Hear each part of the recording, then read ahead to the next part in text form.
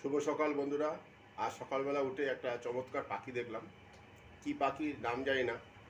জানলা দিয়ে ওই ব্যালকনিতে যে অ্যাকোয়ারিয়ামটা আছে সেখানে খাবার দিচ্ছিলাম। খাবার দিতে দিতে পাশে রাস্তার পাশে যে বটগাছটা আছে বটগাছের মধ্যে দেখলাম সুন্দর একটা পাখি। এত দূর থেকে ঠিকমতো ক্যামেরাতে আসেনি, তো যতটা এসছে সেটা তোমাদের সাথে শেয়ার করছি। দেখো, সুন্দর লাগবে।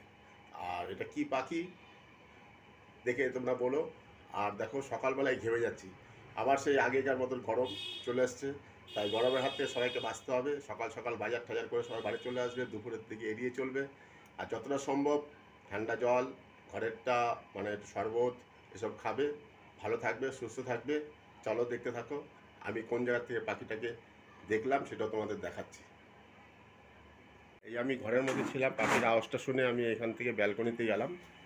এই ব্যালকনির থেকে, এটা তো আমাদের ব্যালকনি তোমরা দেখেছোই অনেক ভিডিওতে। আর এই অ্যাকোরিয়ামটার থেকে দেখো কত মাছ ছিল, সব মাছ কারা নিয়ে যাচ্ছে ভগবান জানে। এখন কয়েকটা মাছ পড়ে আছে।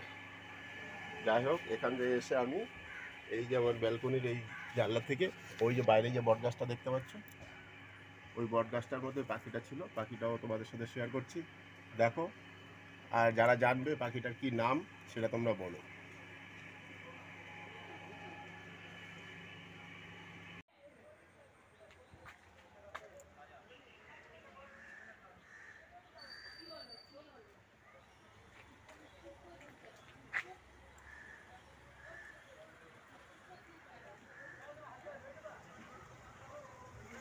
শুনবে